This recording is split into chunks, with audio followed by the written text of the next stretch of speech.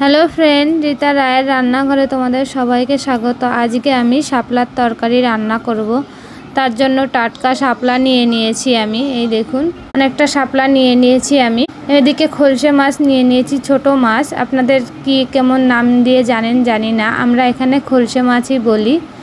আলু ছোট ছোট করে কেটে নিয়েছি, জিরে নিয়েছি, গোটা জিরে, লঙ্কা চিড়ে নিয়েছি, পেঁয়াজ কুচিয়ে নিয়েছি আর টমেটো কুচি নিয়ে নিয়েছি।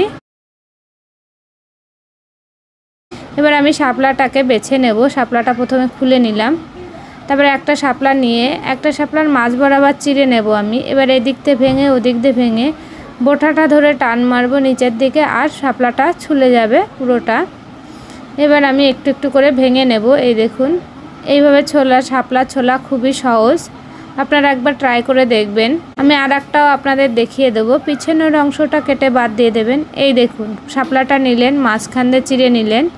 এবার একটা অংশ এরকম ভাগ করলেন, আর একটা অংশ এরকম ভাগ করে দুটোকে টান মারলেই হয়ে যাবে। এই দেখুন, আমি হালকা হালকা করেই দেখাচ্ছি।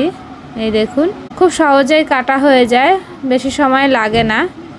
শাপলাটা এরকম লম্বা লম্বা কেটে ভালো করে ধুয়ে নেবেন। ছোট ছোট টুকরো করে শাপলা কখনোই ধোবেন না, তাহলে শাপলায় বেশি জল এসে যাবে। এই যে আমি শাপলাটা বড় অবস্থায় ধুয়ে নিয়েছি। এবার যে ছোট টুকরো করব, এই ছোট টুকরোগুলো আমি আর জলে দেব না, দিলে শাপলাটা খুব নরম হয়ে যায়, খেতে আমার কাছে অতটা ভালো লাগে না।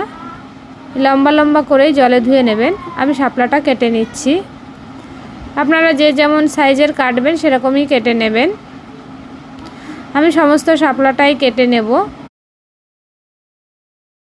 শাপলা খেতে কার কার ভালো লাগে কমেন্টে জানাবেন।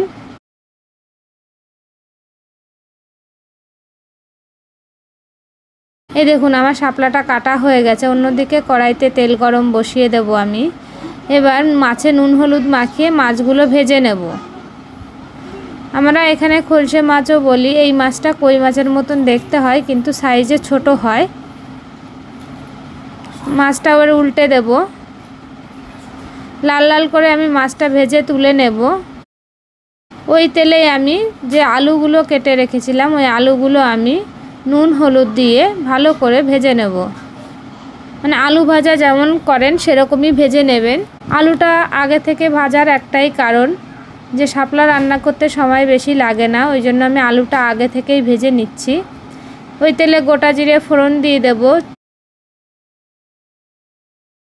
গোটা জিরে ফোড়ন দিয়ে আপনি এই জিরেটাকে পুরো তুলে নেব। জিরেটা তুলে নিলাম আমি। এবার ওই তেলে আমি দিয়ে দেব কাঁচা লঙ্কা চেরা, পেঁয়াজ কুচি দিয়ে দেব। এক দুই নাড়া দিয়েই পেঁয়াজটা আমি টমেটো কুচি এর মধ্যে দিয়ে দেব।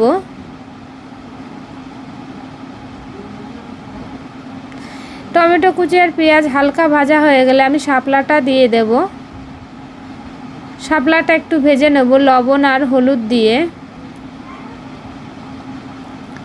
আপনাদের টেস্ট অনুযায়ী লবণটাকে দেবেন, আর ঝালটাও সেই বুঝেই দেবেন। এই যে আমি শাপলাটা একটু ভেজে নেব, তবে ঢাকা দেব না। শাপলা রান্নার সময় ঢাকা দিলে শাপলাটা আরও নরম হয়ে যায়। এই যে আমার শাপলাটা ভাজা ভাজা হয়ে গেছে। এই দেখুন, অনেকটা সফট হয়ে এসছে। এবার আমি এতে জল দিয়ে দেব একটু। আমি অল্প পরিমাণেই জল দেবো। শাপলা রাঁধতে একদমই সময় লাগে না, অল্প জল দিয়ে দেব। এই রান্নাটা খুব অল্প সময় হয়ে যায়। এবার ওপর দিয়ে আমি যে আলু ভেজে রেখেছিলাম সেই আলু ভাজাটা দিয়ে দেব, মাছ দিয়ে দেব।